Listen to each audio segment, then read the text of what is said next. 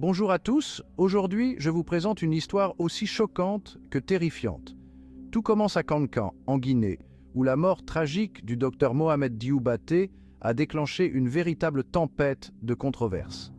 Le docteur Dioubaté, chef du service de pédiatrie de l'hôpital régional, accusé d'avoir incendié la première effigie du président de la transition à Kankan, est décédé en prison dans des circonstances douteuses.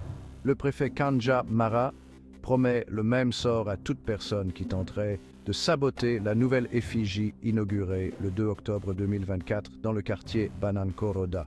Il a été retrouvé mort dans sa cellule de prison le 26 septembre dernier. Son décès est survenu peu après qu'il ait brûlé une effigie du président de transition, le général Mamadi Doumbouya. C'est à ce moment que les choses prennent une tournure sombre. Le préfet de Kankan, Kandia Mara, a récemment tenu des propos qui ont provoqué une onde de choc dans la communauté. Lors d'une inauguration publique, Mara a menacé de graves conséquences toute personne surprise en train de brûler des portraits du président Doumbouya. Il a déclaré, et je cite, « Quiconque commet un tel acte subira le même sort que le docteur Dioubaté. J'en viens au monument, le grand monument qui est là. En tant que préfet, représentant du pouvoir central en place, tout fauteur de troubles qui se lève pour brûler, marquer à la craie ou peindre le monument la nuit, s'il est attrapé, il partira de la même manière que l'autre. Allahu Akbar, qu'il repose en paix, a déclaré le contrôleur général de police Kanja Mara en langue maninka, révélant ainsi tacitement les circonstances de la mort de Dr Dioubaté. Ces paroles ont été interprétées comme une confirmation implicite que le docteur Dioubaté a été assassiné. La tension est palpable à Kankan. Les gens vivent dans la peur, incertains de ce qui pourrait se passer ensuite. Il convient de rappeler que le préfet Kanja Mara est un repris de justice qui avait été condamné à 6 mois de prison avec sursis en novembre 2022 pour des propos à caractère régionaliste et ségrégationniste tenus via un système informatique.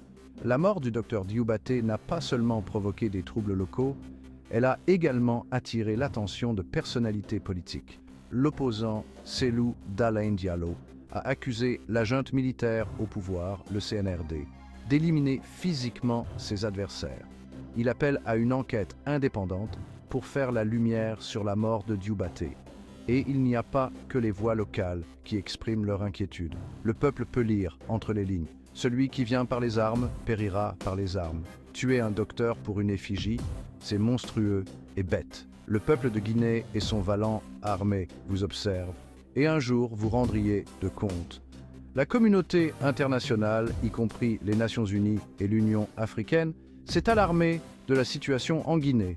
Elles ont exhorté les autorités à faire preuve de retenue et à respecter les droits humains fondamentaux.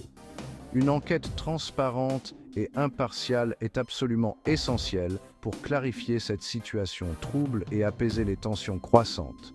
Cette histoire nous rappelle brutalement l'équilibre fragile entre pouvoir et justice. Le peuple de Kankan, et en fait toute la Guinée, mérite des réponses. Il mérite la paix. Merci d'avoir suivi cette vidéo. Si vous l'avez trouvée informative, n'oubliez pas de l'aimer, de la partager et de vous abonner pour plus de mises à jour. Restez en sécurité et restez informés. À la prochaine fois.